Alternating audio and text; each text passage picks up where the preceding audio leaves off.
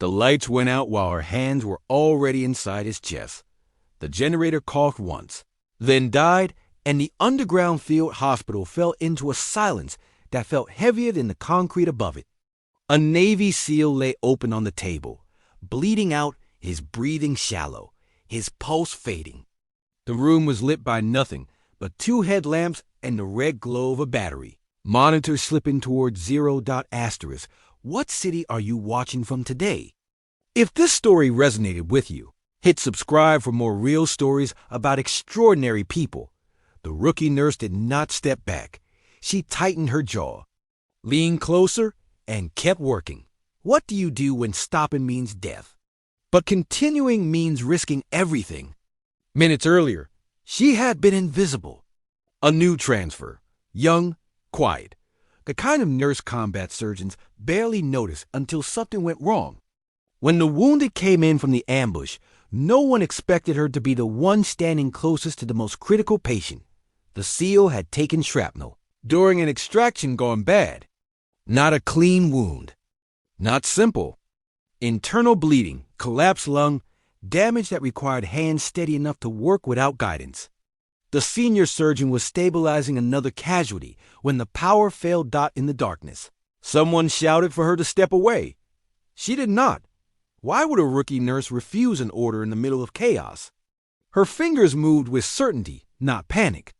She found the bleed by touch alone. She adjusted pressure. She spoke quietly, not to the room, but to the man on the table. Stay with me. Breathe. I have you. The heart monitor flickered. Someone reached for her shoulder. She shrugged them off.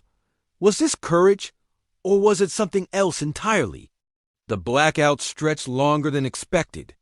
The backup generator refused to restart. Outside, distant gunfire echoed through the hills. Inside, time narrowed to the space between her hands and his failing heart. Then she asked for something no one expected. A scalpel. The surgeon froze. She was not cleared for this. Not officially. Not on paper. But the way she said it made everyone pause. Calm, controlled, certain. How could someone with no visible rank speak like that under fire? She made the incision by memory, not sight. Her movements were precise, practiced, and deeply familiar. She worked as if she had done this before many times. Under worse conditions, the bleeding slowed, the pulse steadied. The SEACL's breathing deepened just enough to buy time. When the power finally surged back, the room flooded with harsh white light, and everything stopped. Every eye turned to her. The lead surgeon stared at the incision, at the clamps, at the placement so exact it bordered on impossible. He looked at her face for the first time. Where did you learn to do that? She did not answer right away. Why would someone hide a skill like this? They finished the surgery together. The SEAL was stabilized and moved to recovery. The adrenaline faded, replaced by questions no one wanted to ask out loud. Later, in the quiet after the wounded were moved, the surgeon finally pressed her. You are not just a nurse. She nodded once. Years earlier, before the uniform, before the hospital, before the quiet voice, she had served in another role entirely. Combat medic. Forward operations. Classified deployments that never made it into her current file. She had pulled soldiers from wreckage, treated injuries under fire. Operated with no tools and no backup. She had seen more blood in her 20s than most people see in a lifetime. Why would someone with that past choose to disappear into the background? She told them she was tired of being strong all the time. Tired of being the one everyone leaned on. She wanted to heal without carrying a weapon. She wanted to save lives without taking any. The surgeon said nothing. When the SEAL woke hours later, groggy and alive, he asked who kept him breathing when the lights went out. They told him it was a nurse.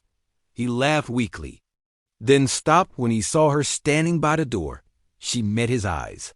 No pride. No explanation. Just relief. What does survival mean when you never know who truly saved you?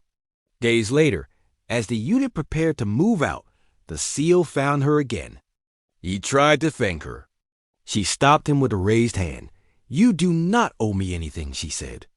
You were not done yet. That night, she packed her bag like everyone else. No ceremony. No recognition. Just another medical professional moving forward. But among the SEALs, the story stayed. The blackout. The steady hands. The rookie nurse who operated in the dark. And the quiet truth that sometimes the strongest people are the ones who never ask to be seen. How many heroes walk past us every day without us ever knowing who they really are?